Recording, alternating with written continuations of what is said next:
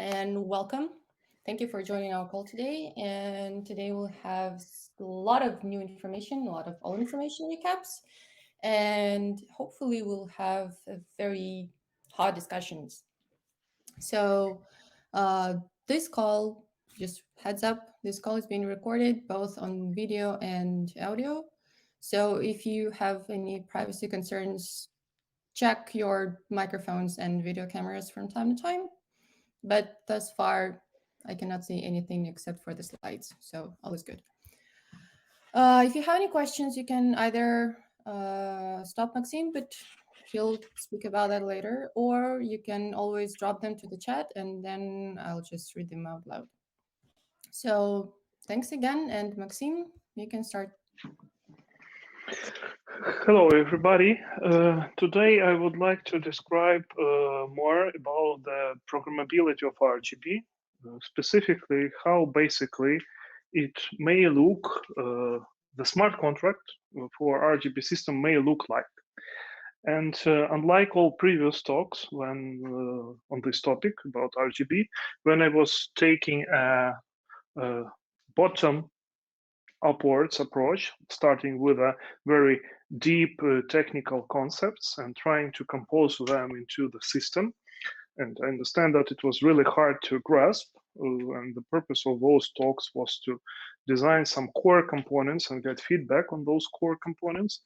Unlike those talks, today I will try to make a top-down approach, starting with a very generic things, with a high level things, not very technical, and going from there into more technical details. And hopefully it will work better in terms of understanding what actually we mean when we talk about RGB smart contracts, how they actually look like, and what it will take from those who would like to develop the smart contracts for RGB once the RGB will be completed, released, and necessary tools, which I will be describing today, will be also ready. I'd like to start with a brief recap of previous talk, because I probably can say that this talk is an extension of the previous one, which we had 2 weeks ago. And I'd really briefly like to run through the main keynotes from the previous talk, so everybody who missed it will be updated with the terminology and the context for today's discussion. First of all, we had discussed the concept of client-side validation, and we gave a definition of client-side validation. We stated that the client-side validation is actually any trustless distributed computing system which operates on layers above blockchain, or what we call a commitment layer in context of client-side validation. And in this system, users are always responsible for keeping their own data, and not expecting a network for doing that for free, such that when they appear online, they can always synchronize like with a blockchain. No, in client-side validation world, if you lose your data, you actually lose the assets and important information which can't be recovered, most probably can't be recovered, unless you do something specific about backups and the other stuff. And it is both an alternative to state channels or an extension to state channels, because it works well with them. It's very important to understand that there is not everything in the Bitcoin world is client-side validation. There is quite clear distinction.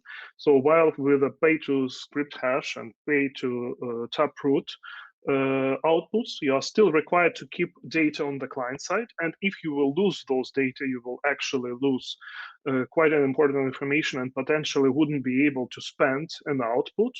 This is client-side data. It's still not validation. Why it's not validation? Because validation must include part of the validation. So you need to validate those data, the commitment to those data against some blockchain-based layer. So validation is always when you validate client-side data. The client-side data is not just enough to name something a validation.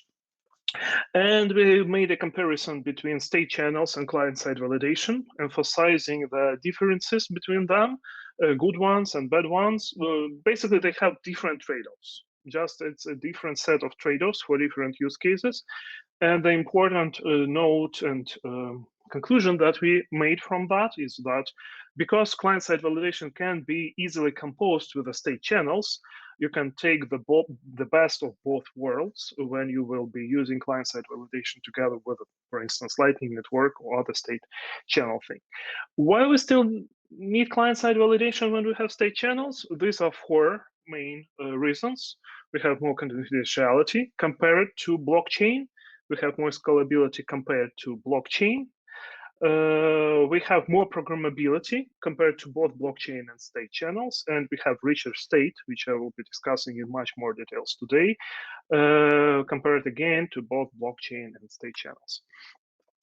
We reviewed what client-side validation system exists today. We said that there are two main categories, timestamp-based, like open timestamps, more simple ones and existing for quite a long time already. And the new branch of client-side validation is single-use seal based systems, and amongst them the RGB as a single-use seal based smart contracting system is the main case which we are discussing in our development calls. We gave an overview how RGB works. And we explained what is client-side data, how they are validated, how they are related to blockchain, to state channels. I wouldn't be able to repeat all of that in details, otherwise I will just be repeating the previous talk. So I will address everybody who is interested just to watch the recording of the previous discussion. And we have put RGB and client-side validation in the context of computing models in distributed systems, specifically saying that there are certain categories of distributed system, like replicated, mostly called blockchains. And there are different flavors of these blockchains. There are non-replicated systems like state channels, including Lightning state channels, most commonly known, but there are other drafts of potential state channels. They may exist within the same context, like discrete log contracts. They're basically another example of a state channel. And the third category is a client-side validation, which we've been already discussing. And RGB is a case of partially replicated distributed system. With that, I think I can. Oh, yeah. We also put the RGB and client-side validation in context with other layers, saying that while it's quite hard to draw the exact layerization, we have something not like layers, but a composition of different stuff on one on top of each other. We still can explain dependencies between those systems by using this triangle diagram. And we also discussed the security model of RGB and how it works like, and why we are making sure, how we are making sure, and why we are sure that with a single-use seal based commitments, we are able to prevent double spending and double commitments to any state which exists outside of blockchain. Also, we discussed how the actual state transfer works and why it becomes quite confidential, breaking the blockchain-based transaction graph and making a chain analysis impossible. And we ran through the components of how you actually can program RGB smart contracts, which probably was hard to understand anyway. And that would be the topic of today's talk, where we will be diving into this particular aspect of RGB much deeper. So let's start with this top-down approach. So unlike the previous talk and other talks, I will start with a very high-level concepts here. Probably before we will start the main part, it would be nice to check that everybody is on the same page and there are no major questions or issues. So if somebody would like to ask something, that's the moment to do that. Did you say that DLCs represent a state? I forget what you said. You mentioned DLCs and the word state in the same sentence. Could you repeat that sentence? State channels. It's a form of state channel because you have signed and unpublished transactions. So because transactions are not published to the blockchain level, you need to keep them on the client side, basically signatures for those transactions, valid signatures. It makes them into the same category as Lightning Network and Lightning channels, not Lightning Network, but Lightning channels. So DLC is another example of state channels, very different example compared to the Lightning channels, but it's just the same category in computational sense. That's what I was trying to say. Does it answer your question? It does. It brings up another one, which I think might be. Can I ask a question? Then be sure to not answer it if it's off topic. Yeah, go on. Which one? The question is, would I be correct in formulating a state channel this way? A state channel is where two peers agree to put funds into the same address, or at least one. I already messed up. But once they have that address, then they can either choose to. They both have a pre-signed back-out transaction that they can use to get out of that situation where they're in a 2 of 2 address with another person, or they can choose to modify how they're going to spend that in the future by signing new transactions that spend those funds however they decide. Is that a state channel? Well, it is a correct definition of a state channel. While I will be if I will be asked about defining state channels, I will do that in more generic terms. But what you have mentioned is absolutely correct in context of existing Bitcoin layer 1. So basically, state channel is a form of smart contract, because even a transaction is a form of smart contract on the layer 1, where you are able to set certain execution of certain conditions outside of blockchain context, and you usually do by sending funds to a multi-sig address and arranging the settlement of spending from that multi-sig address by proper signature workflow between parties involved into this smart contracts, into this state channel smart contract.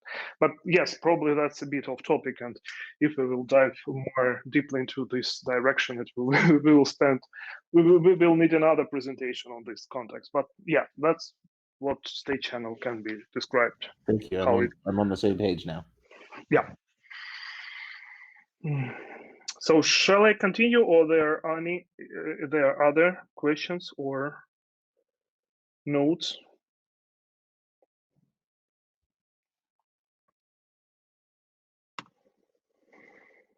Okay, then I will go in. So let's start. We are talking about RGB smart contracts, and it will be really hard to discuss them without defining what smart contract is. In the context of this presentation and in the context of the development which we are doing, we define smart contract as form of automatically enforced agreement between parties. And there are two main notes about what we mean by automatically and by enforced. So by automatic, we mean that it is executed without direct human involvement or any subjective factors. So once it's set up as an agreement upfront, it will be executed according to that agreement.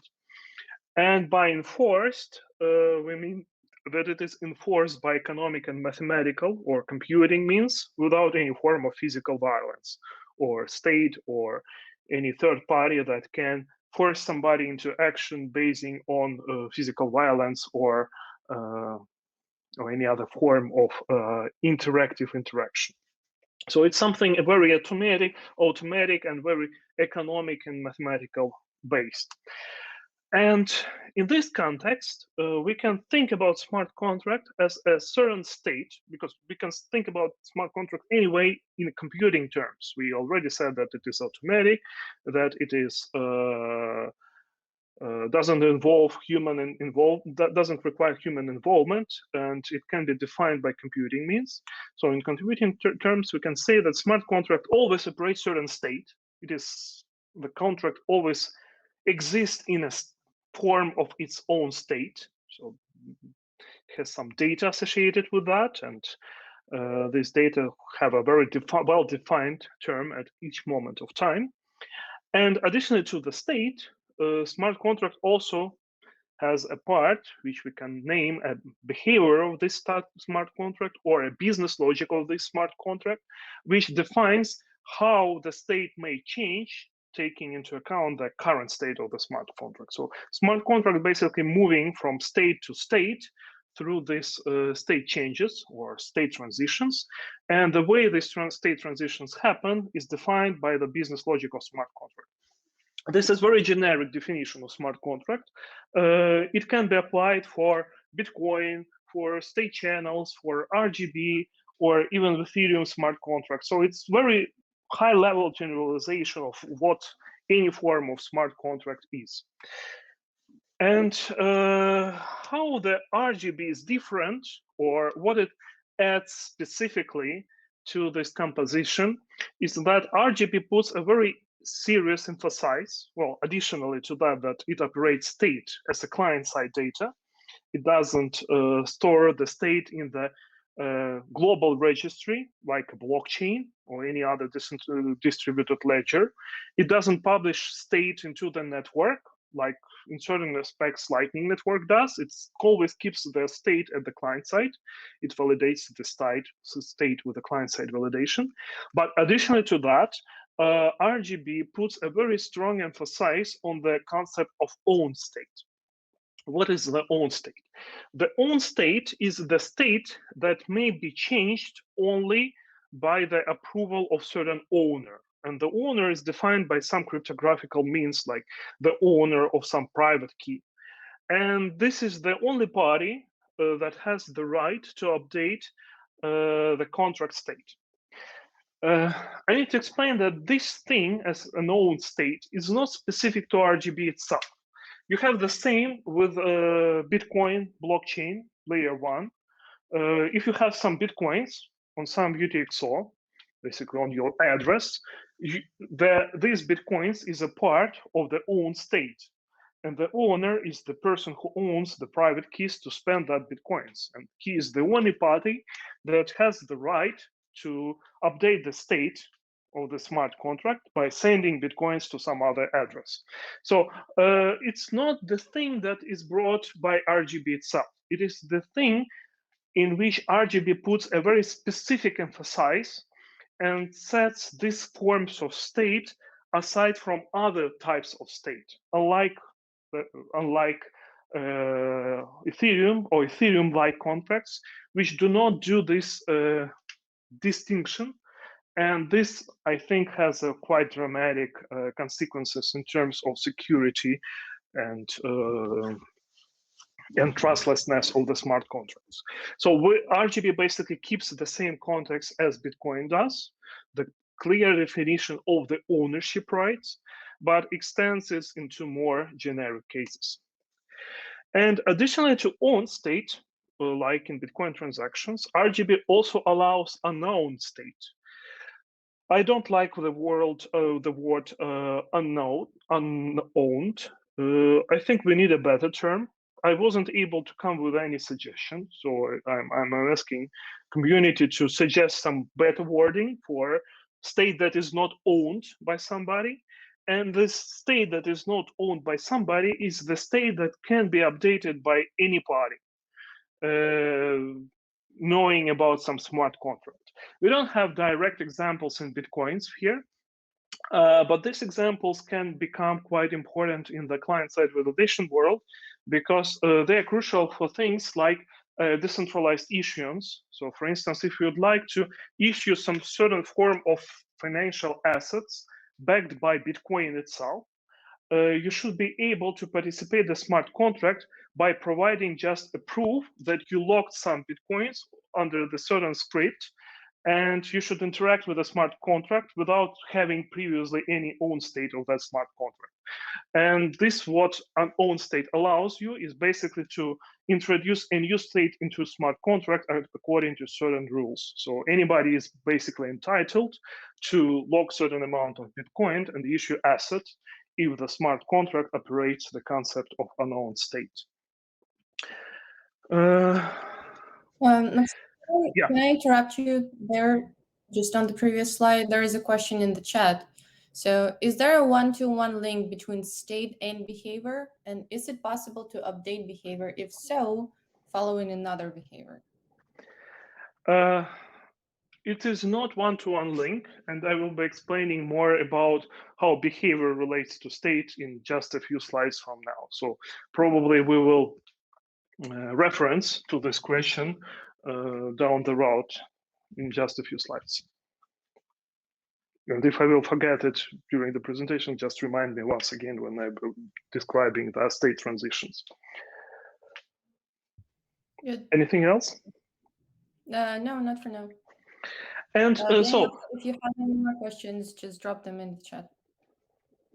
So if we since we have owned and unowned state, how we differentiate these two? Well, they are differentiated by the fact that owned state use single-use seals. So with owned state in RGB smart contract, you utilize the concept of assignment, where you assign a state to a certain single-use seal. It's a huge concept of single-use seals. It's probably 75% of RGB security is related to single-use seals. And I wouldn't have any time to explain this huge and vast area. And we already have a talk. We spent like about 2 hours describing this concept.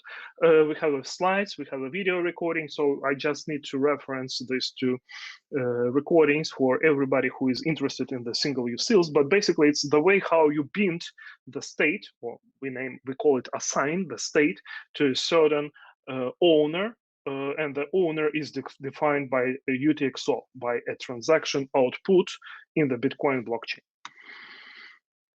So now let's come closer to smart contracts.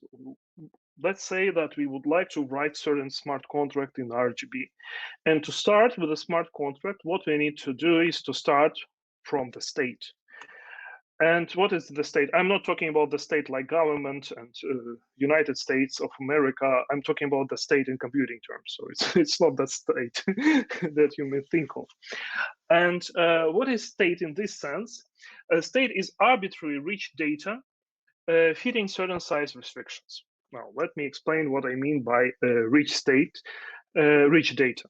Rich means that these data are strongly typed, so you always know the type of the data, the encoding of the data. You know the semantics of the data. And the data may be nested when you have one type composed of fields made of another type. And you can do multiple nesting levels. It's basically the same concept you have in every programming language, starting from C, like structures, classes, objects. It's the common concept to the programming world.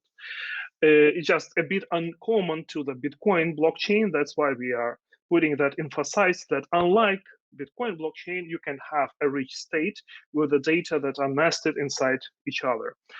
And also you have access to concept of collections. You can organize the data into lists, into sets, and into maps. And I will be describing what it means and how they differ in just several slides. So the next important thing that the smart contract, the state of the smart contract, it's just amorphous thing. So each smart contract has a state. And what is the state? So if we will look into the state of the smart contract, we have to say that the state consists of a certain atoms, state atoms, let's call them. We are not using that term anywhere else. It's just a term that I introduced in this slide to explain the underlying intuition of how the state of the smart contract is organized.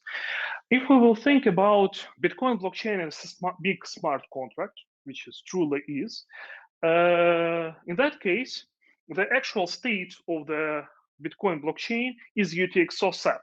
A set of all UTXOs is the state of Bitcoin blockchain smart contract.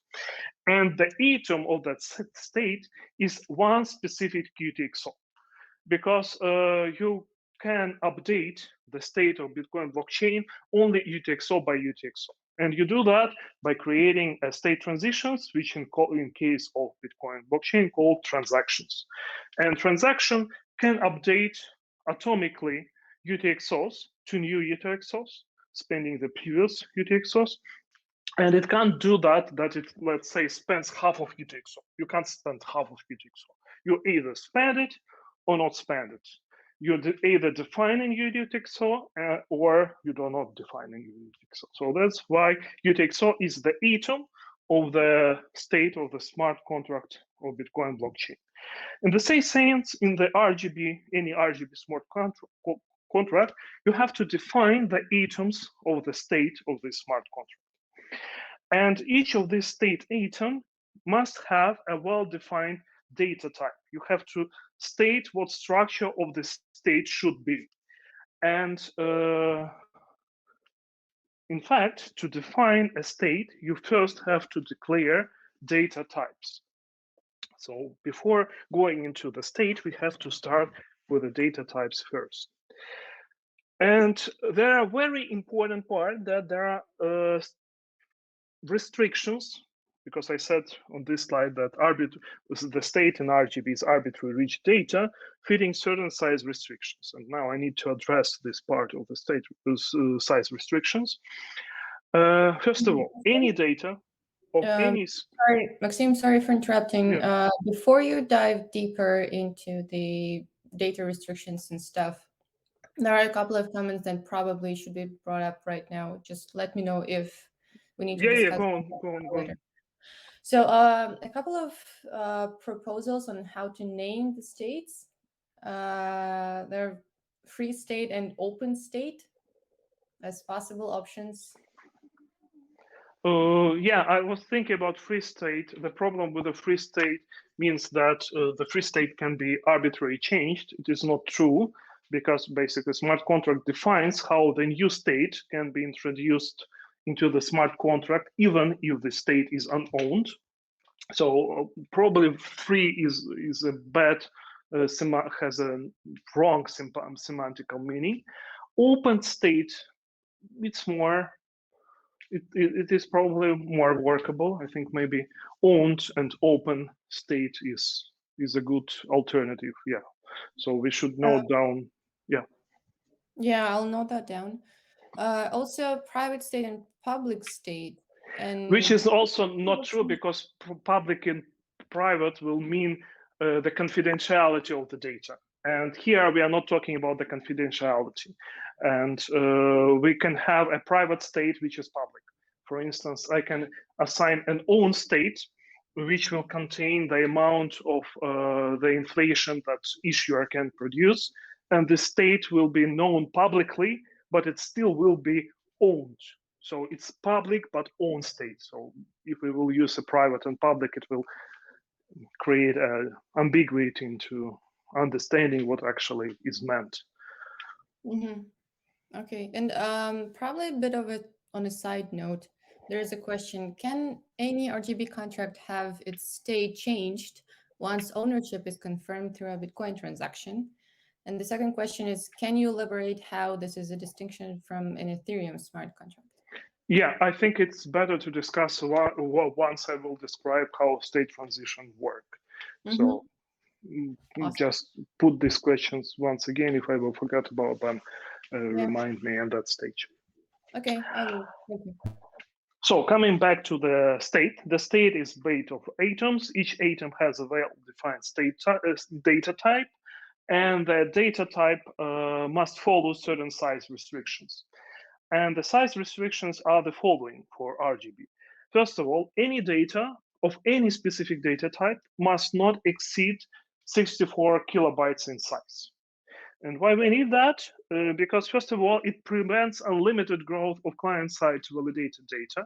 It's sort of, you can think about it's analogous to the block size limit in Bitcoin world. So we don't want somebody spamming and putting some large databases into even client-side validated data, because when he will be passing that state over to a new owner, the new owner has to be able to receive this data and keep this data. So the spamming is still the problem here, not as much as in blockchain world, but we still like to prevent the bloating of the client-side validated data. The second reason is that RGB operates and uses LUVM virtual machine, arithmetical logical unit virtual machine, which was originally designed specifically to RGB. And we had a set of calls related to LUVM description during July and end of May. And with a 64 kilobyte, we can ensure that specific state atom will always fit a by-string register of LUVM for the validation. So that's the second reason for this restriction. However, if somebody needs more than 64 kilobytes for storing certain state data, you have two options. Either you need to introduce more data types and split state into more atoms or state entries, or you should use data containers, which are, what is data container? Again, it's another concept of RGB. It's not the data that are validated with a client-side validation, but they kept together and they are optional. And this sort of data containers mostly can be used for storing the data for non-fungible tokens like images or videos or songs or books, any type of medium or large text or documents, which wouldn't be certainly fit into 64 kilobyte context. And you basically don't need to put them as, it's still part of the state of the smart contract, but first of all, it's a property of smart contract itself, and it has much less strict validation procedure and saves a lot of computing power of the client side if you have a large size data, and you don't need to look into their internal structure to make sure that they are valid for passing the state over, just put them into the data container. The second restriction, so the first one was the total size of any data type shouldn't exceed 64 kilobytes. And the second restriction, that number of elements in the collection, because data types can be made of collections like lists and maps, the number of elements also shouldn't exceed 65,000 elements.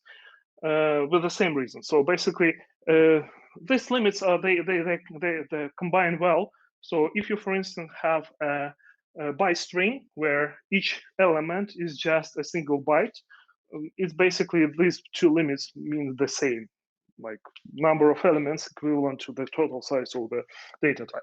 But let's say that you have a data type which composed of strings of array of strings, and in that case, the first limit will not work because you will reach the second limit much faster, since the size of each string will be greater than 1 in most cases. You will faster have 65,000 elements, then the total size of the data will reach 64 kilobytes. So that also basically allows you to restrict the total amount of data that you put into the state. Now, so we describe the state size restrictions. Let's see how we can define these data types and put them into the RGB smart contract context. And to do that, I have to introduce a language which we codename Contractum for now. And this is language which is specifically designed for writing RGB smart contracts. I wouldn't say it's very different, but it's quite different to other languages in the field. It looks like a bit of Haskell. It's not actually a subset of Haskell, but it's a Haskell-inspired language design. It tries to avoid any visual clutter, so it's not a brace language where you have a lot of braces and a lot of parents and a lot of semicolons, and so on and so forth. So I will show you how it looks like, the code, actual code in this Contractum, for readability purposes, because the main thing about smart contracts is verification, and that different people, auditability, that different people should be able to look into the smart contract and draw certain conclusions. And the less visual clutter you have, the higher chance that you will spot the bugs. So that's why we designed the language around this important property in context of RGB and smart contracts. It puts a big emphasis on the validation procedures. So everything that is related to the validation of the data structure and state transitions are brought visually to the visually assigned a huge importance. It avoids food guns as much as possible. Probably not all of them, but we try to do that. And it is designed with composability and category theory in mind. We try to make this language for formal verification such that contracts will be able to pass the formal verification or can be reasoned formally. So yeah, go on. Foot guns meaning shooting yourself in the foot? Yeah, it's a programming term, meaning that when you create certain construct that is not obvious how to use, and many people are used it in the wrong way. And basically, you should, when you design programming language or you do an API, you should design it in a way that will prevent people from using it improperly. So that means what preventing foot guns means. Okay, got it. Thanks. So, and we will start looking into this Contractum language, starting with this definition of data types, which will be lately used by defining the smart contract state. Well, you can build whole libraries defining data types, and here on the screenshot, it's basically a fragment of a library that we are doing for RGB, which covers Bitcoin protocol related data types. And these data types can be of two categories or two kinds. The first, first of all, with Contractum, you have certain data type primitives. It's basically integers, signed integers, unsigned integers, and floats of different size. And we denote unsigned integers with U, capital U letter, signed integers with a capital I letter, and floats with a capital F letter. Then we put the number of bits in this data type after this letter, meaning that U8, it's actually a byte. It's 8 bits of unsigned integer. The last primitive data type that we have in Contractum is actually a UTF-8 character, which is used in the text part of the data. We will have example of the UTF strings a bit later. So here, and when we talk about a Bitcoin protocol, we need to introduce more Bitcoin-specific data types. So, for instance, here the first line says, the third line says, alias hash 256 defined as a byte in power of 32, meaning basically you took 32 bytes joined together, and this fixed length array of 32 bytes is actually a hash of 256 bits. And you say that this hash can be SHA hash, double SHA hash, tagged SHA hash, and also you introduce a RIPE-MD 160 hash data type. So you do that with the aliases because basically you are not defining a structure of the data. You're just using some certain primitive type and define alias on that primitive type. If you look into the line 14, you will see that here we are actually defining a new data type composed of fields. And we define the out point, which is actually an output of the transaction, widely used in Bitcoin world. And this out point is defined as two fields, transaction ID and output number. And the first field is basically having the type of transaction ID, which is a hash of the double SHA hash of the transaction data. And output number is 16-bit unsigned integer number. and so on and so forth.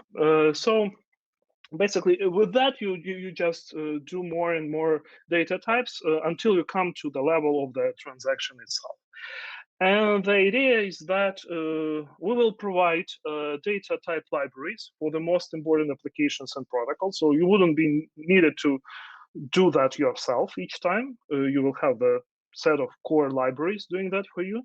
But I'm just putting this example to demonstrate how it looks like, the defining of the data type. And these data types, of course, can be shared between multiple RGB smart contracts. And I have to say, as a side note, actually, they can be used even outside of the context of RGB smart contracts for other Alluvium-based applications, which may appear in the future. Oh, actually, the next slide, I was trying to, everything that I was saying in words, it was explained on the next time slide in the text. So the composable data types are made of multiple fields. These fields are separated with a comma, and you can optionally give a name to a field. So for instance, if you look into the line 24, we have a transaction input, which have end sequence number. And because it's a 16-bit integer, we just don't want to put a 16-bit integer because otherwise you just wouldn't understand what it is. So that's why you can annotate the actual field with a certain name, just putting this name before the data type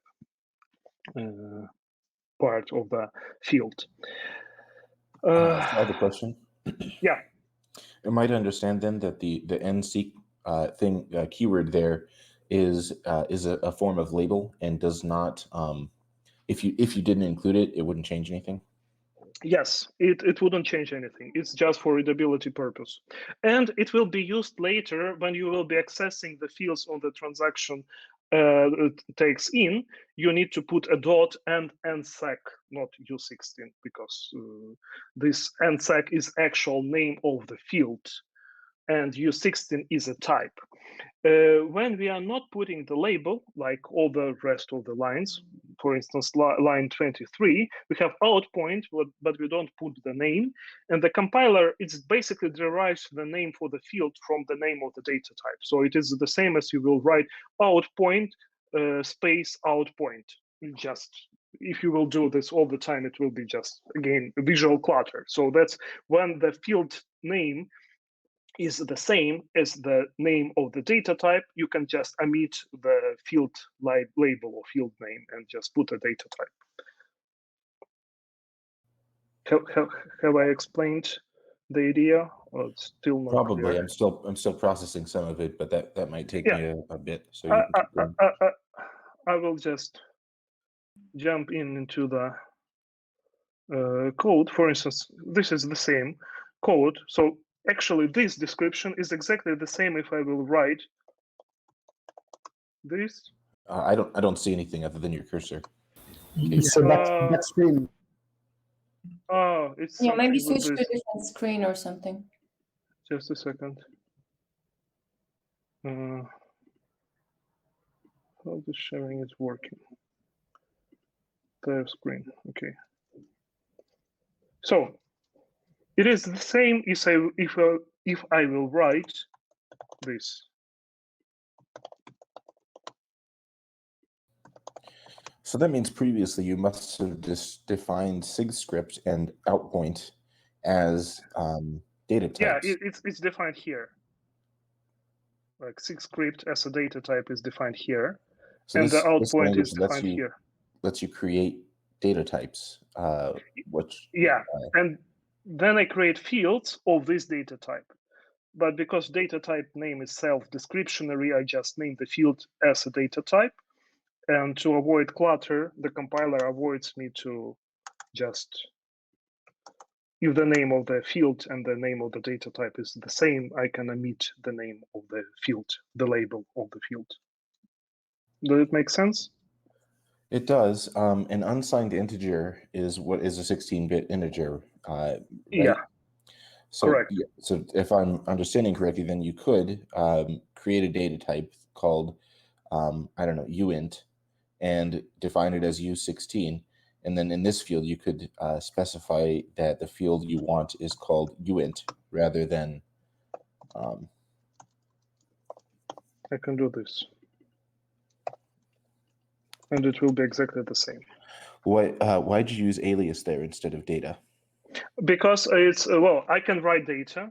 It wouldn't change anything in terms of compiler, but because I'm just using alias for existing data type, it is not composed of multiple data type. The compiler will interpret it as an alias anyway. So there's already a data type of an unsigned integer then. This is primitive data type which is embedded into the compiler, the unsigned 16-bit integer. That's why it's denoted with this green color. Is there a list somewhere? It's known to compiler. Data types? Sorry? Is there a list somewhere of the primitive data types that are already known by the compiler? Yes. I was briefly referencing them when I was describing this slide. And they are briefly listed here. So basically, you have unsigned integers 8, 16, 32, 64, 128, 256, and 512. The same for signed integers, and the float numbers starting from 16, 32, 64, 80, and 128. Basically, they are the same as for Alluvium. So if you will go to the Thank you Alluvium, for teaching me your language just while we're on the phone call. If you will look into the Alluvium,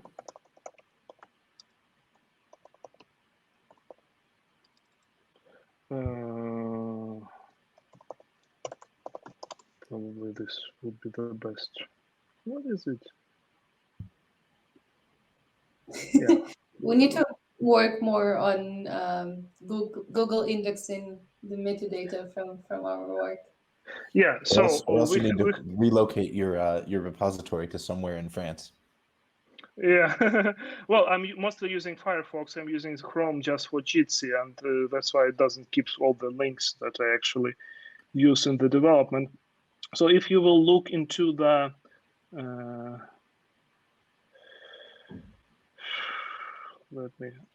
That's fine. I believe you. Well, anyway, in the Alluvium specification, somewhere in the documentation, there is a full list of data types, and actually, that's how it works for. They all work for RGB as well. Contractum, yeah. Okay, two quick questions. Yeah. And I expect both answers to be yes. First, somewhere there must be a definition of floats because there are many ways of coding a floating number. Thank you. So yes is good. And the second question is, I assume that if in your data type you have multiple times, let's say in a transaction in, you have out points, comma, out point, comma, out point, comma, something else, the compiler will have out point 1, 2, 3, or some way to deal with this. Even though I'm not naming them, the compiler will name them. Yeah, so this is a case of collection, so-called collection. So for instance, in transaction, you have inputs, and I will be saying in a moment what this asterisk mean. It means actually that there may be from 0 to 65,000 of elements inside the collection, and you address a specific element in the collection by just indexing it. So yes, you will be able to run the indexing through the collection, or you will be able to count the elements in the collections, like again in most of the programming languages anyway. Okay, I was not thinking of collection, just a data type with 2 times the same unnamed type, like line 23, if after out point you add comma out point again. Well, you have to name it differently. Otherwise, you will get a compiler error. So you should put name like old point 1. Thank you. Get it. Okay, so in that case, the answer is no. Okay. Yeah, get it. Thank you. Like this, yeah, and this will work basically. So each field should have a name, but if the name of the field is the same as the name of the data type, you can omit the field name to avoid visual clutter. But if it is not, because you can't have the 2 fields of the same name, then you have to explicitly define actual label for the field. And regarding the specific floats, I actually okay. You said yes, and this is all I wanted. You don't need to dig deeper. Thank you.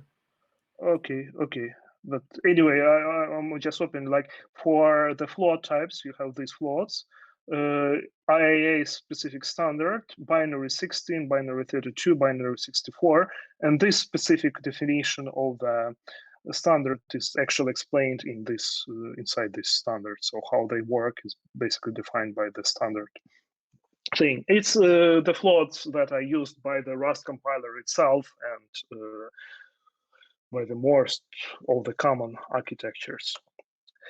Okay, anyway, so we are on the collections, and there are three main types of collections: list, sets, and maps. I will try to really quickly run through them because, again, my purpose is not to explain how to the whole programming language. I'm just like to give you intuition into how it looks like and reads like, to get your feedback, because you may suggest something that we can improve this way, or this is not really understandable, or this produce a lot of visual clutter, because before everything of that language is not fully implemented, it's a time when we can change the design in a more simple way. So we have three types of collection. The first is most simple, is a list. And you define a list just specifying the size restriction as a suffix to the data type. And there are four main size restrictions. So the first one is the list that can have any number of items from 0 to the maximum amount, and you denote that by just putting an asterisk. You can also say that the list must have at least one item, and then in that case you will use a plus. Or you may have a very specific form of list which called optional in many languages: Rust, Swift, Haskell.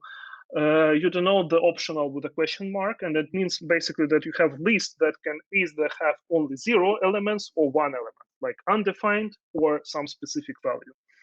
Or you can go into details and provide that the list should be restricted to a very specific range, like in the line 80, we know from Bitcoin Core that the amount of witness fields inside the transaction input may be up to 1,000.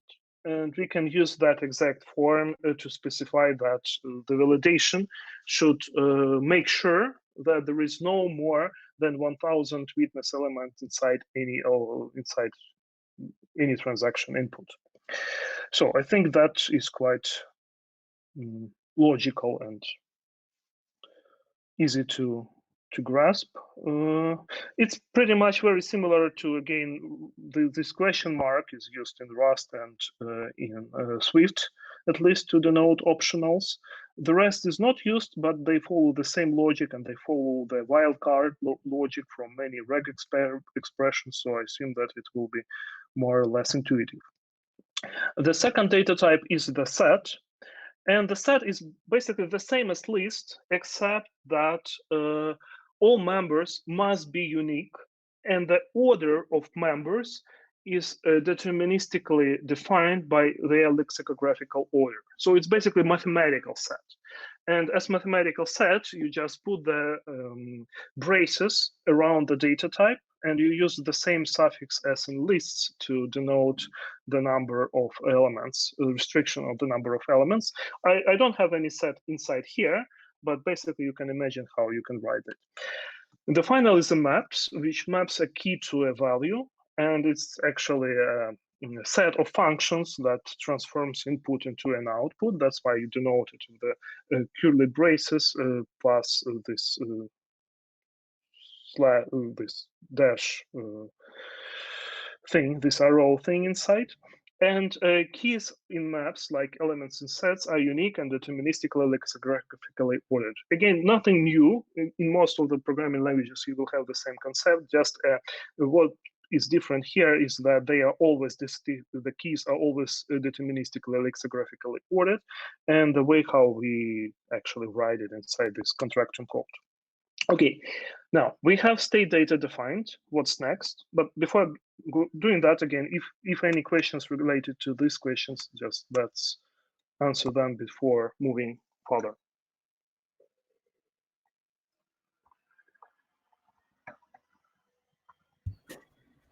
So there was one comment which said that it looks like type-driven development.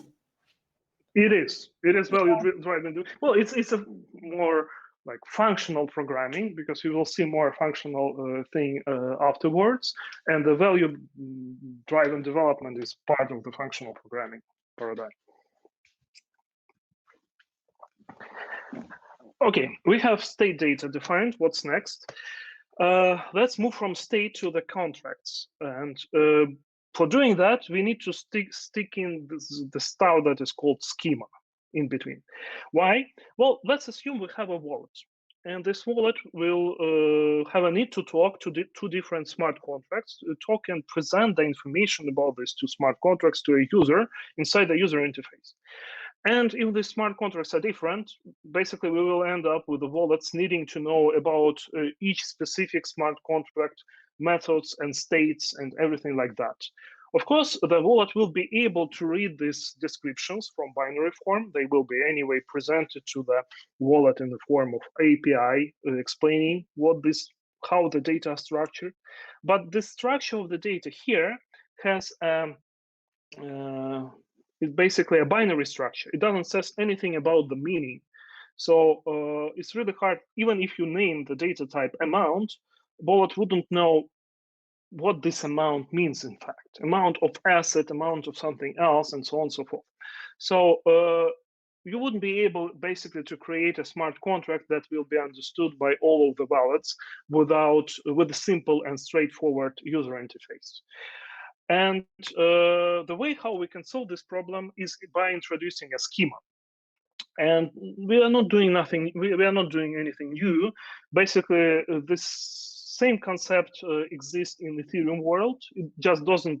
It's not called schema. They call that ERC standards. But basically, schema defines API for how you can issue a contract, how you can read the state of the contract, and how you can do a state transitions. And when you issue a specific contract, you just commit to a certain schema, which explains to the wallet how to talk to this contract in a most user convenient way. So what RGB schema does, it defines which specific state the smart contract should have. And by saying which specific state, we mean of which data type, which of this state should be owned and which state should be unowned or opened, as was proposed before, how the state can be made confidential, because there are basically two ways of making state confidential. And again, I will be explaining that in a moment. The next thing that RGB schema does, it defines how the state should be validated, because basically somebody can create a state transition providing invalid state, and you should have a means of validating that the state of the state transition transitioned in the proper way. So there are certain validation procedures. Schema also provides convenience methods for reading state, and reading state not just from the specific state transition, but the state aggregated from the whole state contract history. It defines which state transitions are possible and how they should be validated. Basically, it defines the business logic of smart contract, the behavior of the smart contract, and it also includes a strict encoding schema. I will be also explaining what a strict encoding is on data types that are being defined as we described in the previous part of the talk. So now, when we know that there is a schema which defines an API and many important aspects of the smart contracts, we can finally talk about state transitions. State transition are basically a node inside the contract evolution directed acyclic graph. So we have an old state, and there is certain procedure applied to the old state such that we receive a new state. And this procedure is a state transition, which is basically application of particular part of the business logic of the smart contract. And there are three main forms of state transitions in RGB. The first one, a genesis one, which can be only one inside the smart contract, the beginning one, and it brings from nothing to initial contract state. Basically, it defines the initial contract state. It does nothing more than that. There are also normal state transitions, which take one certain form of owned state, and of course they can be performed by appropriate owners owning that state. And the state transition transforms this own state into a new own state. And the last type is a state extension, which actually adds state to a smart contract. And it can add both owned and unowned state, but it can't discard any existing state of the smart contract. And it can't change any own state that exists in the smart contract currently. So it can introduce new one, but it can't change the state. And the state extensions are very important because they open smart contract for public participation, like this decentralized issued backed by some Bitcoin back or anything like that, or Oracle or anything of that sort. So with all these three types of state transitions, we can say that the DAC of a smart contract may look like on this picture, starting from genesis, going through the state transitions. Certain branches are cut because basically if you don't own the state from that branch is not of interest for you, and because of confidentiality reasons that is being skipped. And there are state extensions also in between with a yellow color showed on the picture. And important part that it is only state transitions which are anchored to blockchain with the proper proofs and proper proofs of proper single-use seal closing. Again, if this picture is not understandable, I just direct to the previous talk where I explain these anchors and single-use seals, how they relate to blockchain and everything like that there. So let's see how the schema with this Contractum language may look like. And I will jump right into the code. Before you do that, there is another proposal on how to call the states. Yeah. So three types: privately controlled, publicly controlled, and publicly viewable, but privately controlled. I'm not sure about the publicly controlled one at all, actually. Yeah, it's not about public control. It's about extension. So everybody can extension. They don't have control over it. They can add to it, which is not a form of control. So I think we just should know this proposal and have continuation of this call. Not today probably, but on the next call, discussing different trade-offs between different namings, like analysis of everything that is being proposed, and again have a broader discussion. Maxim, just to tell you that I joined later, so I will listen to the beginning of the call and participate to the discussion next week about the naming. Yeah, sure. Have you just joined or sometime before? Like half an hour ago, but too late for the naming debate, which is my favorite part of every discussion. So of course, I will be there. Okay, sure. I will specifically comment all of the proposals and everything, like just for you. I'll do that. We had a couple. Thank you. Thank you for joining. Yeah. Okay, so how the programming smart contract will one day look like? We can define certain library, which is basically a thing that can be used by multiple schemas. It's just a way how you can structure the similar thing all together, like definition of data types. And additionally to data types definition, which we discussed in a lot of details already, you can define a methods and abstract methods. Word abstract means abstract method here. Just to stop you for a sec, I think all our screens are black again. Oh, really? Yep. Mine's black. Yep. Very strange. Try I I mean, one. it's good for privacy and fungibility, but for everything else. Yeah. Now, what is it? What Now is What it is it now? now? Better? Okay, now perfect. it's code. Yes. So you can define a library, which additionally to data types, which we discussed in depth before, may contain methods and abstract methods. So I define a library for which will be used by different fungible asset schemas. And this library defines a data type. It says that any asset in a fungible asset should be defined by a 64-bit unsigned integer, like in Bitcoin. Okay.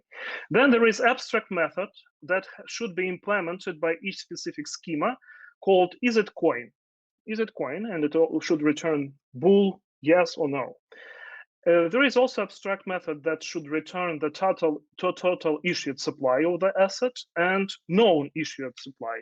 It's a bit different because with RGB you have this partial knowledge of the transaction graph, and it may happen that you don't know about all of the issuances. In that case, you will have total issuance being unknown. So that should I put a question mark here, saying that it could return none, and known issuance will be always known, but not necessarily a total issuance.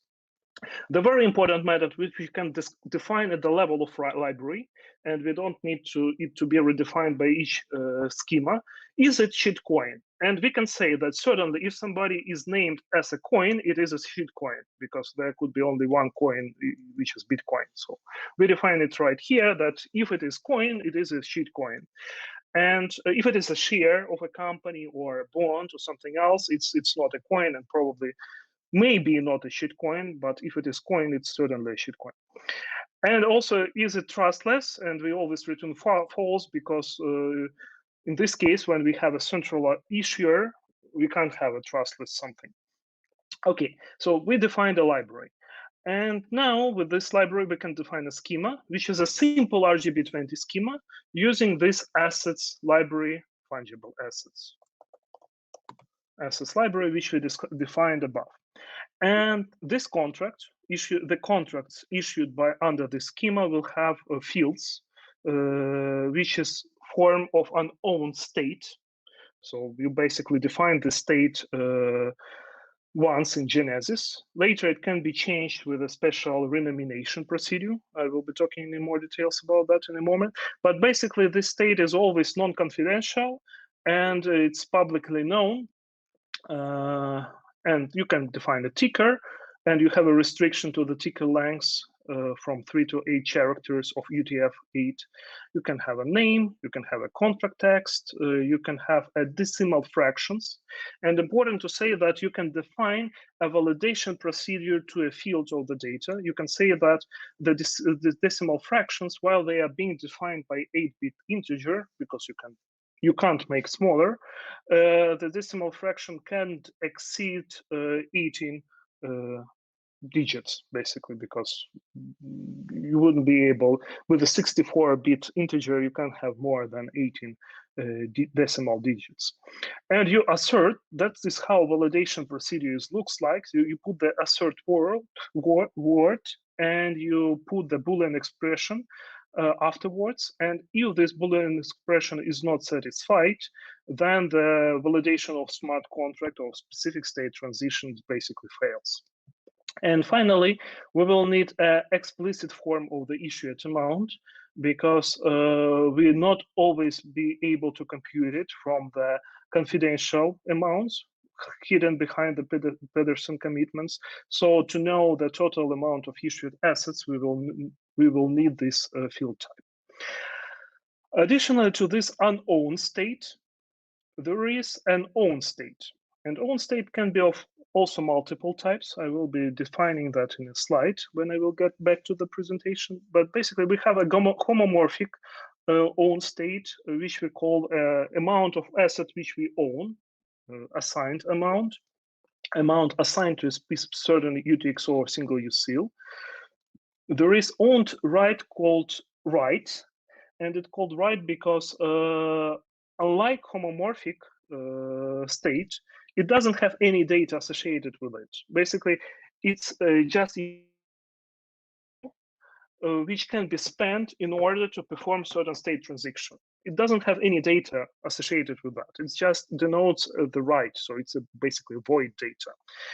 And for instance, we don't need it here in RGB20 fungible schema, but if we were defining NFT schema, we can define a hashed state, which we call engraving, which can accumulate through the history and represent any additional data attached to the non-fungible asset. So this part of the schema is the definition of owned and unowned state. This part of the schema is the definition of the possible state transitions.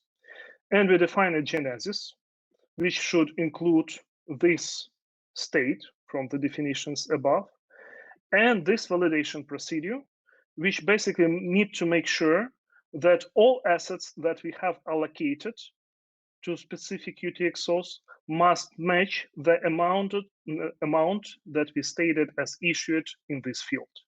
So it performs a summation over all of the allocations. It transforms allocations from the Pedersen variant into non-confidential variant such that it can compute the actual value. And if it is not able to do that, it fails the sum procedure and it fails the validation. This is what this exclamation mark means.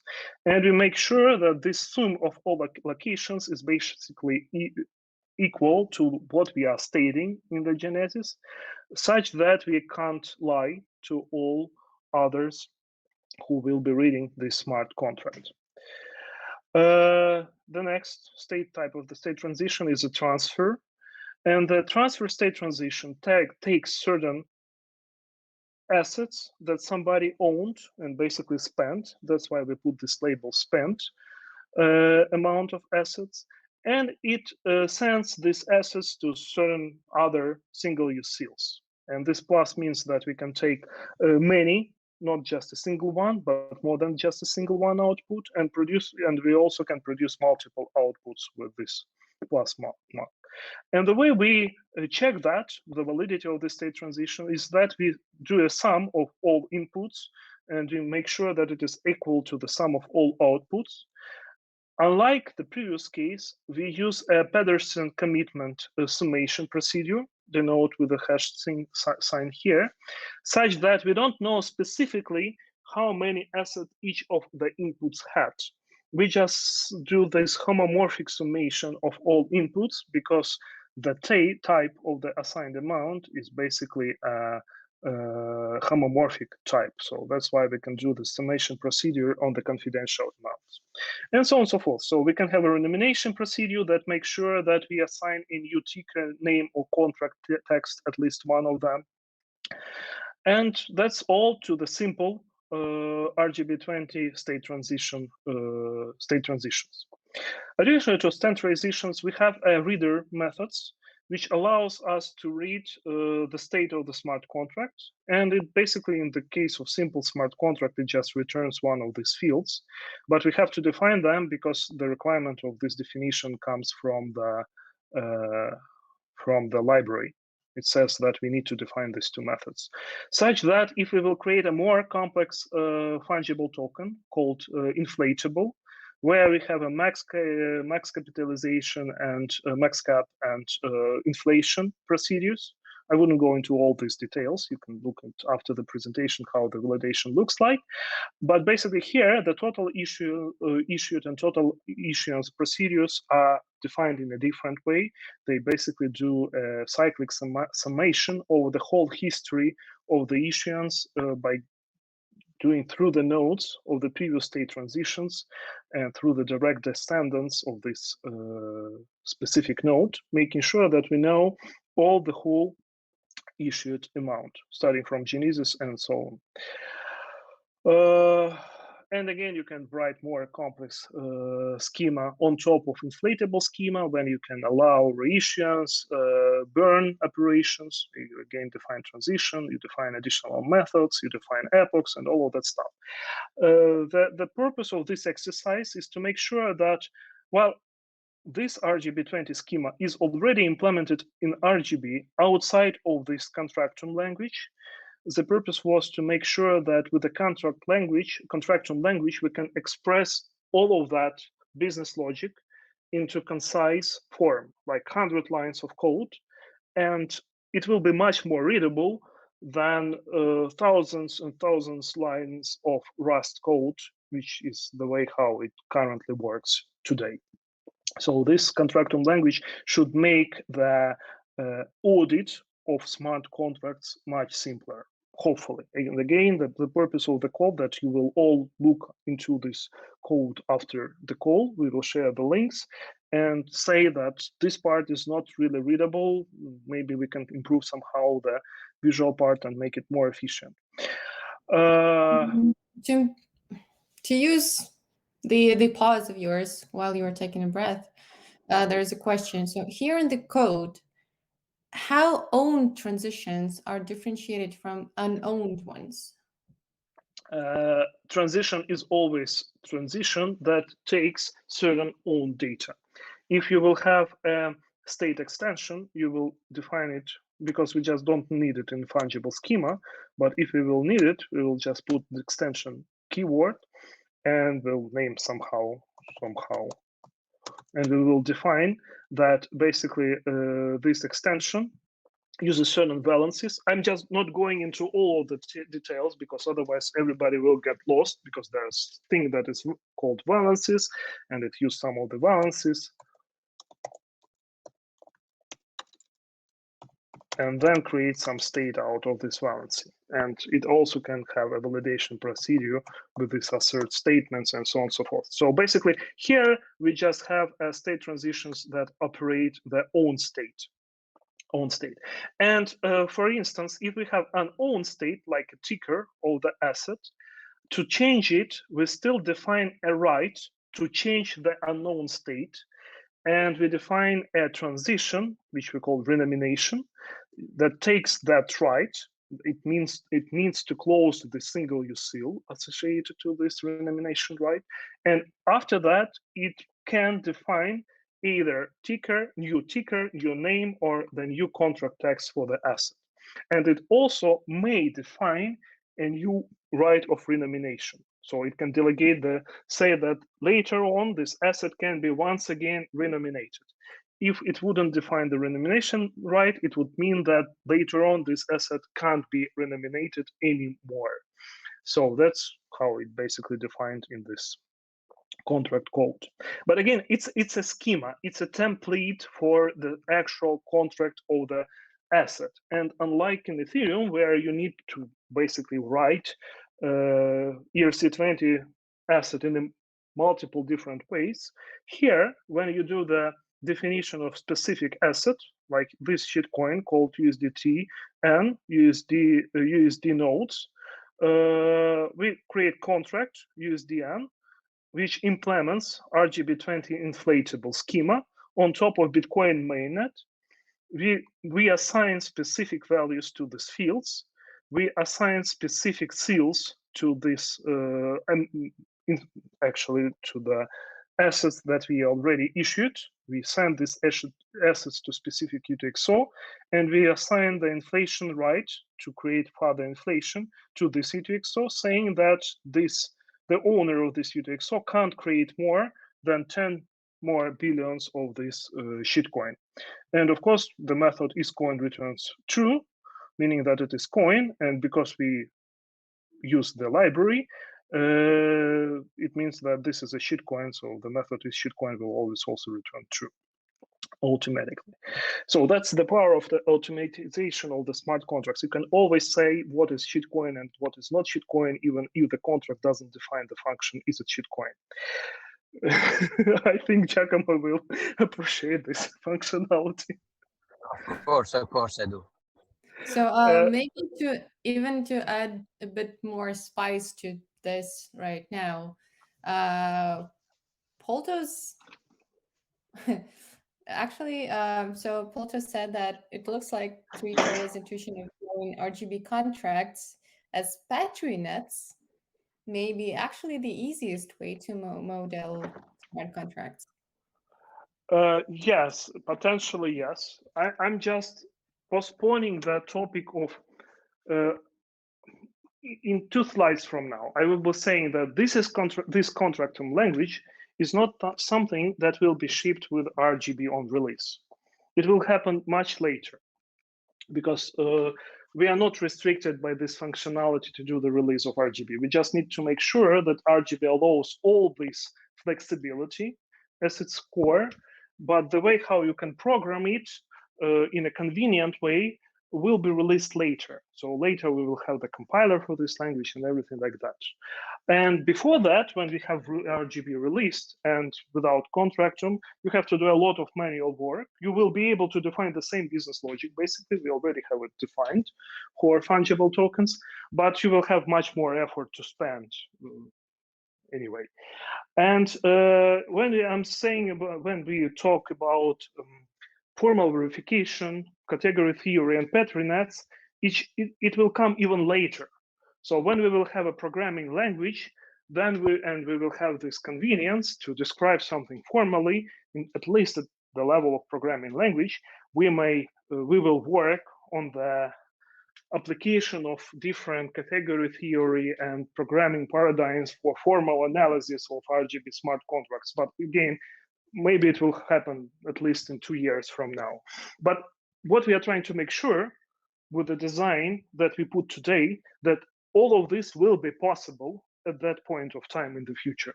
We are not missing something that will leave us with in a position when we are blocked and we can't do certain things. Like, for instance, you can't do a proper formal analysis for solidity because the way it is designed. So that's what we are trying to avoid here. So yes, concluding this part, we are really at the very end of this call, fortunately. We have this slide recapping. Do you see my screen, or it disappeared once again? Yeah.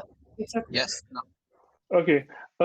So we have in Contractum, in schema, we define 2 things: state and state transitions. We already discussed these 3 forms of state transitions: genesis, just transitions, and state extensions. I haven't shown the examples of state extensions just not to go into details. Maybe one day we will have advanced RGB development talk when we will cover that part. And for the state, we have 2 types of unknown state: fields and valences. Again, I wasn't showing this valences thing, which is related to state extensions. And we have 3 types of own state. The own state is always confidential. And these 3 types of own state are defined by the way how we make this state confidential. First of all, we have writes, which have void data, basically no data. It's just a UTXO that has to be spent in order to perform certain procedure, like inflation or renomination or burning of assets or replacement of the assets by the issuer. There is a homomorphic own state, which can be homomorphically like added to each other. And this is always integer types, because without integer, you wouldn't be doing the homomorphism. And we have all other states, all other types of state are hashed data. Basically, they are made confidential by just hashing the actual state data. And additionally to owned and unknown state, you can define the read-only convenience methods that allow you to aggregate the state over the whole state history. And it's quite important to note that inside the smart contract, we had this, but probably everybody has missed that. We have 2 types of state: mutable and accumulating state. The mutable state is when each state transition discards all the previous state and assigns a new one. For instance, when you do a transfer of the assets, you discard the previous owners and the previous owned amounts, and you create a new distribution of the same amount of the assets. So the previous state is not anymore a part of the current state of the smart contract. And we call this state mutable. And by default, all the state is mutable. So each time you do a state transition, you discard the previous state. However, in certain situations, you will need another form of state, which is called accumulating, when each state transition adds to the previous state. It adds a new state to the previous one. And the only place where it will be used in the foreseeable future will be this NFT thing, which will have ability to engrave certain your like signature or engraving on top of existing NFT assets. And you can accumulate these engravings throughout the history, like each owner can add something to the asset itself. And this is what is expressed with this accumulate state type. I will skip the slides because it's probably be already overcomplicated. It explains how different forms of state transitions, what they are. I think you are in stealth mode again with the screen. Sorry? I think you are black again, at least for me. Yeah, right now it's black again.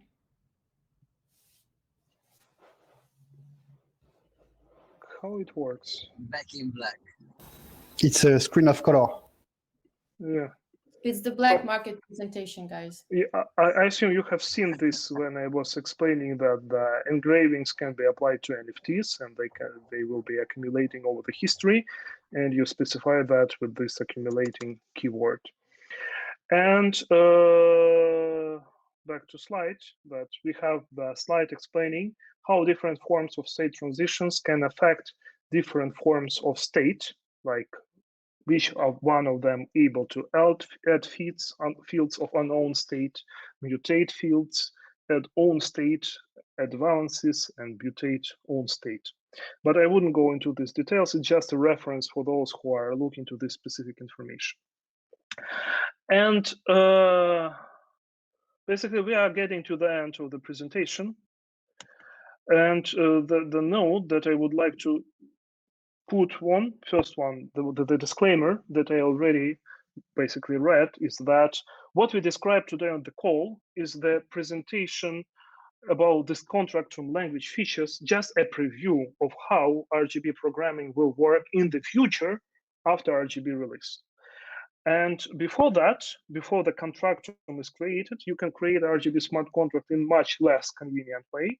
You need to write this Alluvium assembly, and you can define the data types via more low-level script encoding and so on and so forth. I'm not going into these details today.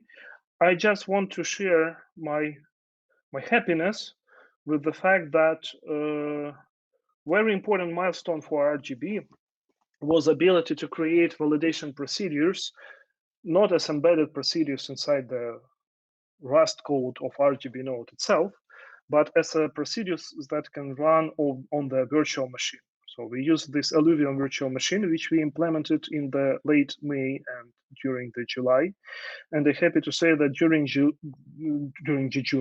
and I'm happy to say that during July, we were able to create an assembly language that allows to write the code for this virtual machine. It's very low-level language. It's not the Contractum, which is much higher language, but Contractum will be compiled into this assembly language as an intermediate step. So basically, a Contractum compiler will convert this code that we were discussing today into this assembly code, which is already compilable into the code that is run by the Alluvium inside RGB.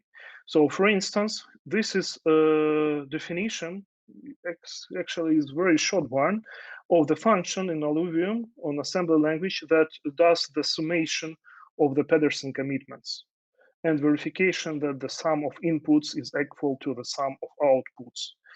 And again, the RGB20 is defined, this validation procedure defined in this way. And I can say that, in fact, the validation procedure from here, this one, will be just converted into this code in the Alluvium, which is strictly equivalent to this procedure. And I'm happy to say that we can compile all of that today. You see, like compiling, producing the object files, producing the different libraries and binary representation of these libraries. I can show how it looks like today. So this is the binary representation of the compiled code from this assembly. And if I will change something, like I will say a wrong keyword, I will always have a very detailed bug reporting, like unknown operation mnemonic, or if I use the wrong register type, I will also have this reported, like wrong register name. So it's basically already a fully fledged assembler, compiler, and linker with a full syntax check and everything. And it took just about 3 weeks to develop it from scratch. In Rust, it's written in Rust. So we assume that upon the RGB release, it wouldn't take long to develop the Contractum compiler, which will convert that type of language I was showing you. We already seen that we have a syntax highlighting and all the nice features of writing the proper code. It wouldn't take long to develop this Contractum language afterwards.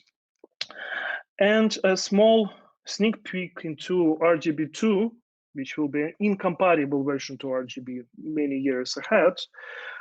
We already see how we can compose smart contracts together.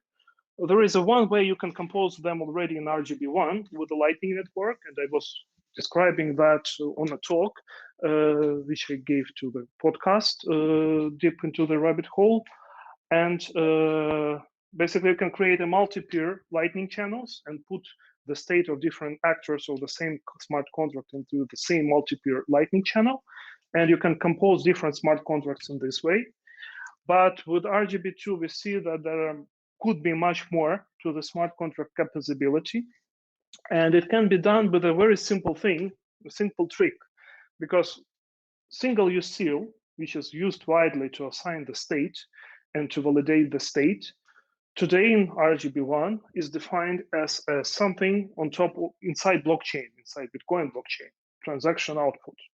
But nothing prevents us to define a single-use seal as something on top of existing RGB smart contract state, specific output of the state transition of RGB smart contract, which will be assigned to another single-use seal from Bitcoin blockchain. So it always will come down to the Bitcoin blockchain, but we can compose single-use seals on top of other single-use seals, and by that we can create conditions such that one smart contract will depend, and like we can say that they will call methods of other smart contracts. And it allows just a rich area of applications.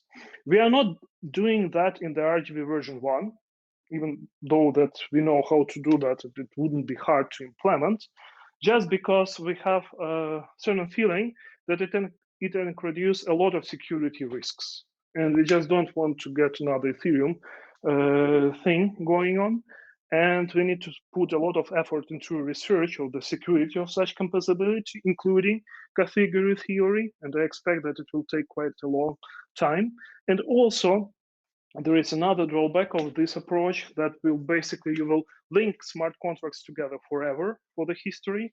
And if the smart contracts will be all referencing each other, you will end up with the fact that your client-side validated data will be the same size as the whole blockchain of Ethereum itself. So we need to really carefully address this question, and that's why we are not adding it to the RGB today. I think that is enough. There are several sidelights I would like to talk more, but I think it's overkill for this talk, and probably I will leave them for later calls. And I think we can go to the questions and answer if anybody have any power to do that.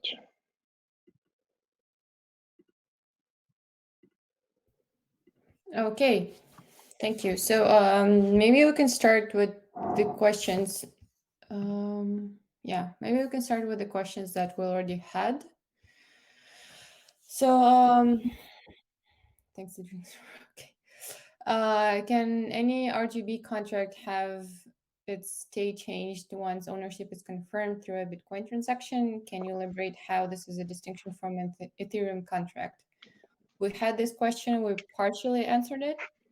Yeah, so I will address it once again. Mm-hmm. Basically, you can't change the state, well, unlike in Ethereum, in RGB, Bitcoin transactions and RGB state transitions are distinct things. In RGB, the transaction changed the state of the smart contract, everything. in Bitcoin, you can do a transaction without, if you assign certain state with a RGB smart contract to a certain transaction output, you still can do Bitcoin transactions spending that output without doing state transition. Nothing will prevent you from doing that. And you will end up that, in fact, you will, of course, update smart contract state, but in a way, not in a way that I will suggest to. You will just discard it. You will make the contract invalid. And it's not a proper update. You will just cancel the state. And in order not to do that, what you have to do is that when you do a transaction that spans any of the outputs with associated RGB state, you have to do a proper state transitions for one state transition per each smart contract related to that output, because output may contain a multiple state multiple state of the multiple contracts. And you need to link all the state transitions via proper anchor to the transaction that spans those outputs. So basically, you have to orchestrate how you do the transactions in Bitcoin and coordinate this transaction with appropriate state transitions for each of the smart contracts related to the inputs of that transaction. Fortunately, this is automated by the RGB node. And very important that with these advancements that I was talking today into Alluvium and the rest of Stump, we were able to generalize this automation, so that before RGB node was able to orchestrate and help you to create proper state transition and transactions only for the schemas that it knows, like RGB20. With this introduction of Alluvium during the summer, we finally able to make the RGB node to help the wallets and everybody who will be working with that to orchestrate the whole quite complex machinery of creating simultaneously proper state transactions, state transition, doing this anchoring, doing key tweaking, doing all of that stuff without dependence on specific schema. So it will be able to do that for any type of schema because it will use the Alluvium virtual machine to prepare and execute parts of the smart contract logic, which are contract specific.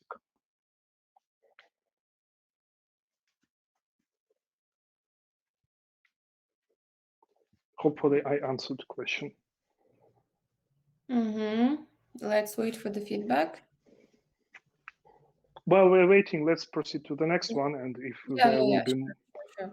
So next question, is there a manual or automated way at runtime to assess and control your size? For instance, at some point, you can no longer add items to a list due to the size restriction and must be in a position to do something about it instead of crashing.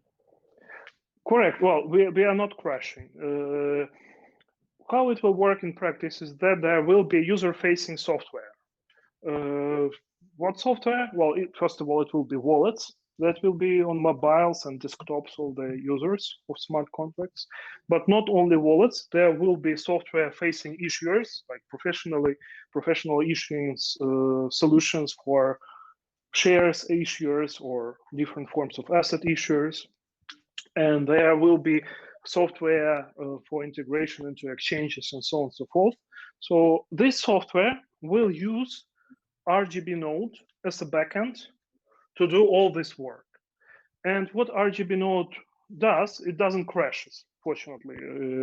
It's because of Rust, we have this ability to create something that doesn't crash, but reports a validation error. First of all, RGB node creates a state transition in a way that they are valid. And the second, if it is not possible to create state transition with the data that you have provided, for instance, you have reached the limit of certain form, you will be just returned a error explaining the reason. And this error should be presented to the user. And of course, this wallet or any other software that works with RGB node will be able to fail gracefully or handle this error somehow and provide user with an options and alternatives. But basically, if you follow the guidelines, you wouldn't be able to create invalid state transition. To state transition with the input that can be generated. Basically, the structuring of the data in the API of RGB node is done in a way that basically there will be no way of you presenting the data to RGB node that can be converted into a state transition, unless you're lying to the node about the state.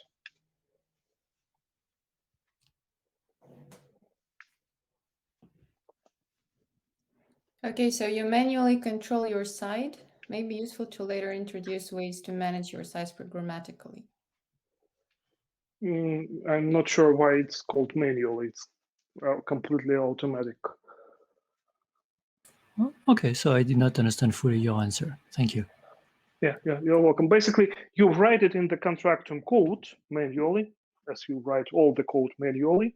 But once you compile that logic, it's a part of automated business logic. And I had several slides which I skipped about the strict encoding.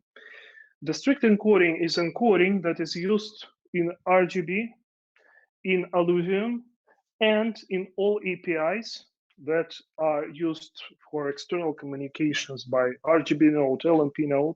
So it goes outside of the scope of RGB itself, into what we call Internet 2. And it's basically a remote procedure call replacing the JSON RPC. And the funny fact that when you define a data structure for the smart contract, this is exactly this. It is converted into the strict encoding schema, which is used by RGB node Alluvium and the API of RGB node itself, such that you wouldn't be able on your client side to construct a request to RGB node that would contain incorrect data, because you will fail before you will send that request to RGB node. You wouldn't be. There is just no technical means of constructing incorrect smart contract call, because you use the same strict encoding derived from this Contractum call, not just inside the contract, not just inside the virtual machine, but also in the API of the node itself. I see. And so your client software would know when you exceed the size and you can do something about it. Yes, it will just handle it on its own side before even sending anything to RGB node. So it will see that it can't compose the request, and it can communicate that to user. Thank you.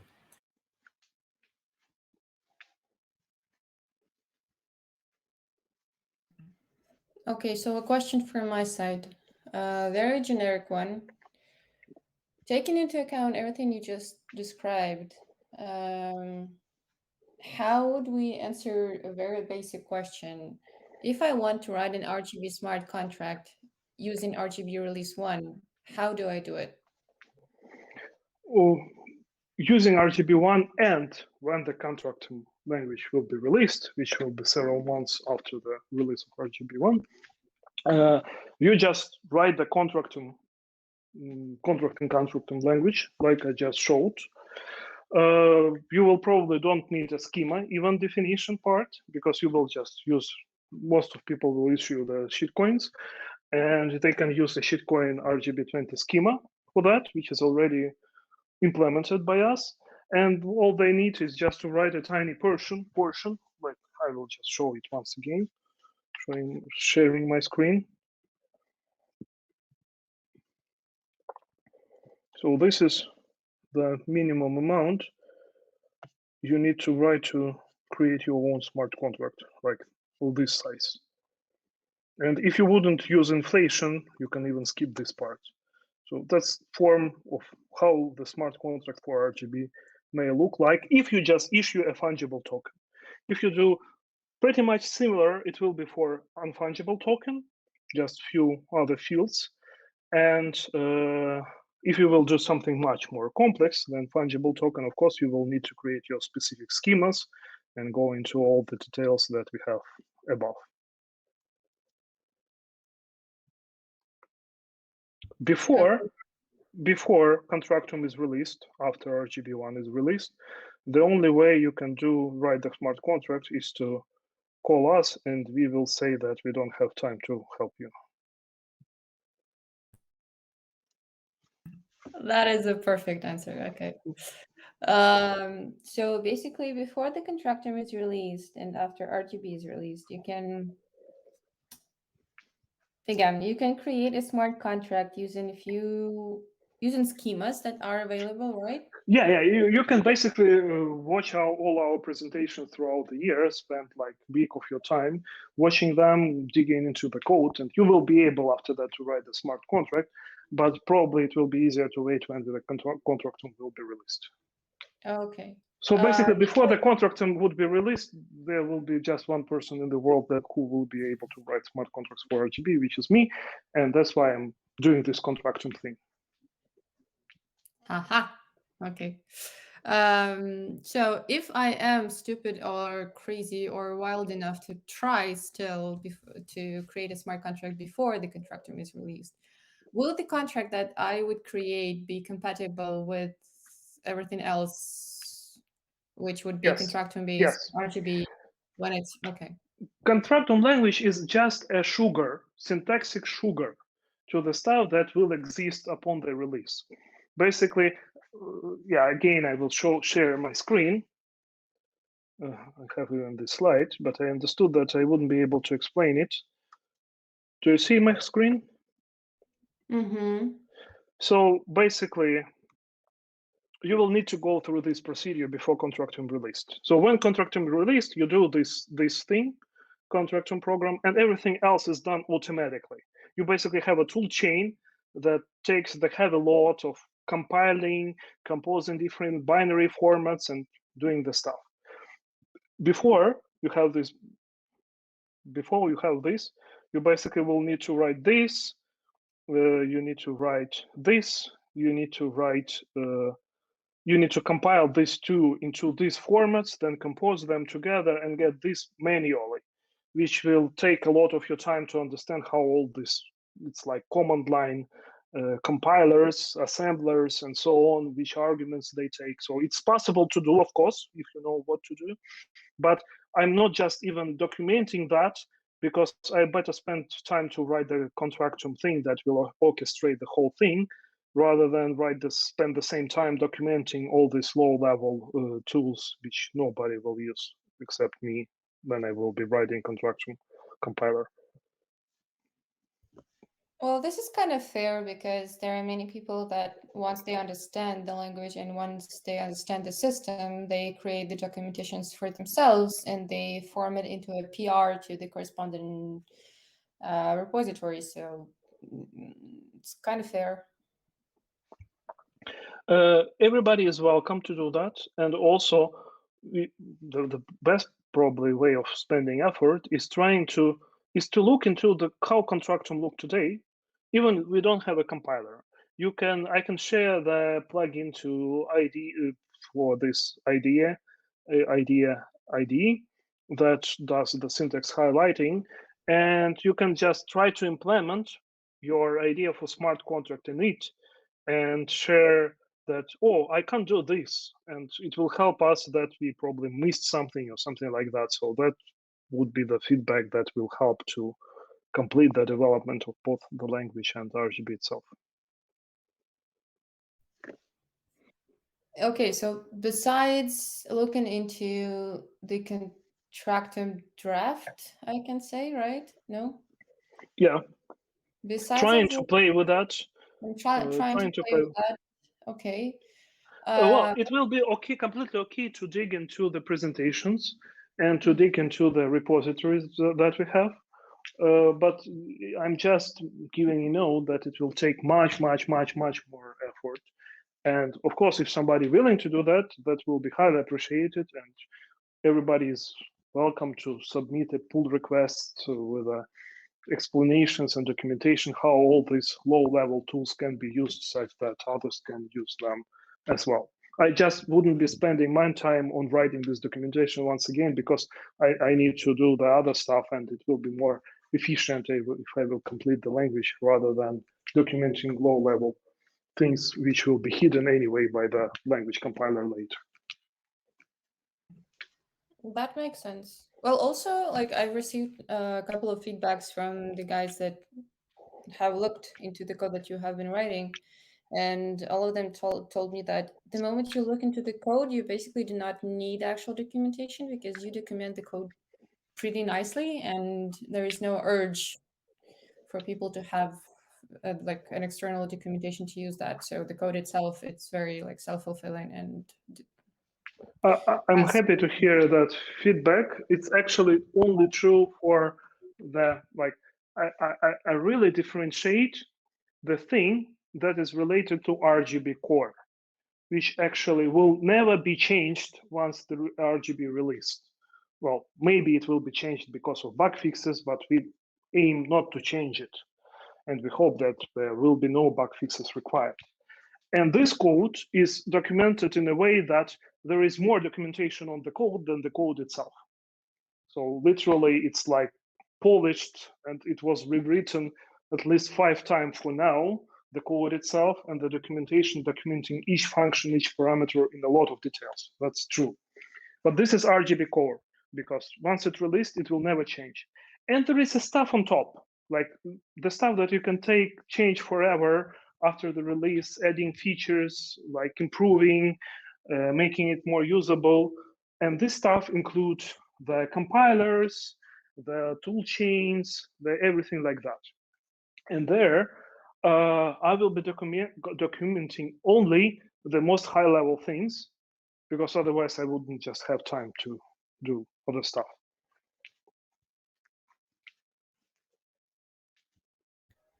okay. Good. Thanks, Polto. Thanks for joining. Have a good evening. One other question, which is related to the current discussion. So, say I'm a developer, but not like probably not the senior level one. I don't have like 25, 40 years of experience or something, but I do want to contribute somehow to everything that we're doing. Are there any specific repositories or specific tasks, or at least like somehow specific, that will not probably be changed over the course of the following month or something that I could contribute to, start digging into and all that? What would be the best way for me to start looking at the project and start contributing to it? I think the best way to start doing that is to start with the libraries which we said that we finalized. Right now, there are 2 libraries, like library aggregates. The first one we called client-side validation, which includes 4 libraries in it, like single UCLs, strict encoding, commit verification procedures, and the core of the client-side validation itself. And the Alluvium, not assembler, but Alluvium virtual machine implementation. These libraries are finalized. They are fully documented. And by finalized, we mean that we are not intending to change them in any way before the RGB release, unless there are some bug fixes discovered. And the best way to start contributing is to look into those libraries, read them. If there are some issues opened, which are just minor issues, like we can do it one day when we will have time, you can work on these issues. And what is always welcome is writing more tests. Just write more tests, which is the best way to understand how the library is working, how internal logic is working. And it's also a very important contribution to the system, because while client-side validation is test covered for at least 85% probably, still we have 15% more to cover. And Alluvium virtual machine is not test covered yet, because again, I spent just a month to write it. It's written really properly, so like I'm using it from different things, and I don't find issues with that. But again, it will be better if it would be test covered. So you're highly welcome to test cover Alluvium virtual machine, which is already documented and easy to read. So probably that would be the best place to start. This is Rust Alluvium repository inside Internet to work on GitHub. Perfect. Yeah, there's Jose working on the test coverage right now.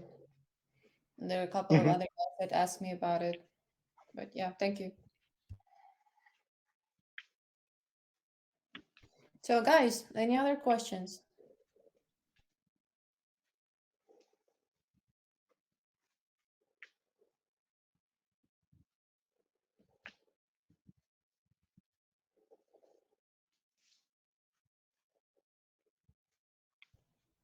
I'm not sure if everything is clear or everyone is too overwhelmed to ask questions right now.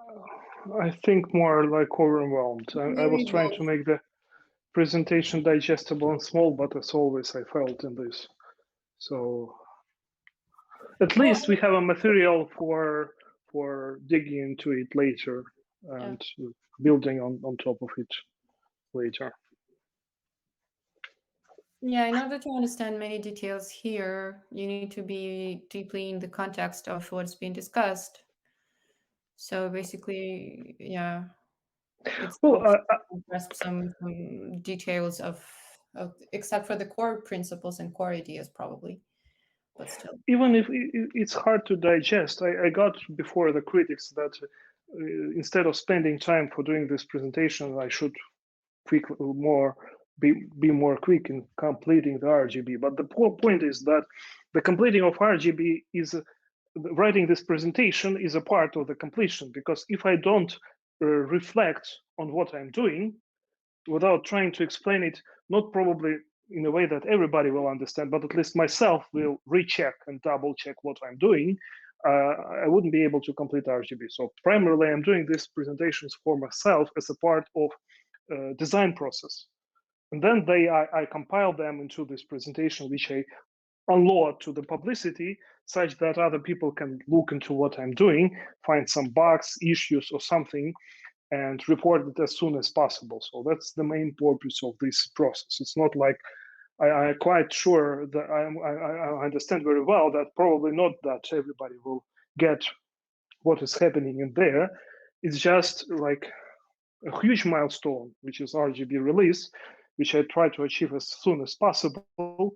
And before that milestone, I'm just doing whatever is necessary to get to that milestone. After that, I will be able to spend time on explaining that in a simpler terms, like doing more easy and digestible presentations and so on and so forth. But now I'm just doing the stuff that can be related to those who are really interested, willing to dig into, criticize, find bugs, find issues, give a feedback to get the RGB released faster.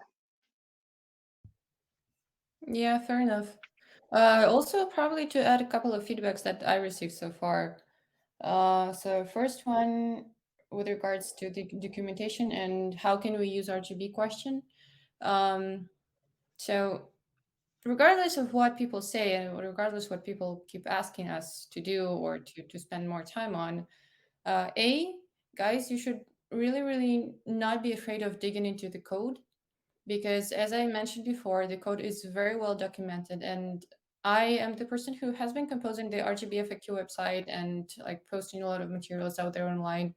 I'm not the technical person, and I find most of my materials in the code. So if you look at the code, it's so very well documented. Sometimes, yes, it's not that accurate because it can be outdated and blah, blah, blah.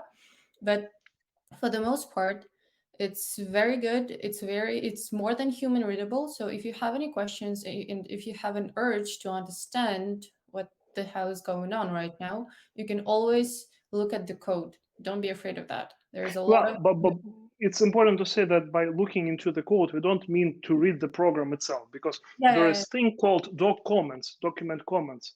So basically each structure, each method have a human readable, in human language, not in a programming language, explanation of what it does and what it's about. So we are talking by reading code, we're not talking about reading procedures and methods, or we are talking about reading the human readable explanation above each of the methods and each of the data structures. Yes, exactly. And the second part of this is that, yes, people keep asking about the documentations, easy how-to documents and all that, step-by-step guides and such. I understand that it is needed, but from my experience and from the experience of many other projects in the sphere that I have been talking to, the documentation is something that no one ever reads. Everyone needs to have some tools that would show as an example of how something works, which actually leads us back to the question of the RGB release, and which actually forces, well, it doesn't force us, but it says more about the need of us completing the RGB as soon as possible than to spend more time on creating developer guides or whatever documentation people keep asking us to do, because example of a working thing works much better than properly created documentation. It has always worked that way. It will always work that way for everyone. Well, there will be time for documentation, but clearly after the release. Yeah, sure. I mean, when you see something working, when you see an actual prototype or something, when you see the actual code working, applications and all of that, then it's better to have, and then you must need all the documentation that would describe step-by-step guides, have Q&A, like FAQ stuff and all of that. But before the actual thing has happened, I understand that it's not, like, from logical perspective, it's not that high of a priority for us, especially because we are not like 100 people team to make that. So we're trying to like balance out pros and cons, and we're trying to create the documentation as best as we can, but not to spend too much time on it, because if the documentation is there but the code is not working, the documentation is useless. So we try to balance things out here. I just would amend you that I wouldn't say that we are not 100 people team. Like, I identify myself like 100 people. We are just few persons team. Yeah. And Okay, fair enough. So how many Maxim Orlovskys have been contributing to RGB website? Oh, dozens of them, dozens. Okay. Yeah, and guys, if you ever have any specific questions or anything like that, or if you want to contribute to the code, to the documentation, to anything, just reach out to us and ask us questions. That would be the most simpler way to go. Yeah, thank you to all the guys that have just left the call because of other calls or whatever. Thanks again. Any more questions? It's been 2 hours. Yeah, we are more than 2 hours, so probably we should just continue with the questions on the next call, which will be just a continuation of the stuff that we haven't discussed today yet, and plus question and answers and feedback on. Okay, so the recordings of the current call would Giacomo? No need. I was just going to say goodbye, so go on. Okay. Thank you for joining. It was nice having you here. So, guys, if you have any questions, feel free to drop them on Telegram chat or to me, for example. Maxim, I'm not sure about the IRC status. Are we planning to spend some time on setting that up on the... Well, IRC is working. It's all just migrated from Freenode to Libera chat, as all other channels, Bitcoin-related channels, including Bitcoin Core, Bitcoin Dev, Bitcoin Wizards, Rust Bitcoin, Miniscript, and like all of them have migrated, and we all together with them. And I'm constantly on IRC, like much more than in Telegram, or not saying about email or anything like that. Why? Because basically in IRC, we discuss a lot of Rust Bitcoin development, which is underlying library for RGB work, and I'm just communicating there with Andrew Pelstra and others who are basically doing releases, taproot support. So if somebody wants to ask a technical question, you're welcome to IRC and just send the question to LNPBP channel in the Libera chat. Okay, I'll need to update all the links that we've had. that we have right now on the website. Okay, so if you have any technical questions, GitHub and repositories or IRC chat is there for you. If you have any basically questions, you can drop them either to me in the DMs or to the common Telegram chat. We also have Reddit. Don't forget that we have YouTube channel where all the presentations are being uploaded constantly. Yeah, everything else is, the slides are also in the one of the LNPBP repositories. I've already sent the link to the chat here. I'll duplicate it later in the Telegram chat also. And follow the RGB FAQ website. Thank you for being here once again. Have a good day. Thank you, everybody, for joining us today. Yeah, thank you, Maxim, for the great presentation. Thank you for listening to it. Thank you. Bye. Bye, guys. Bye-bye.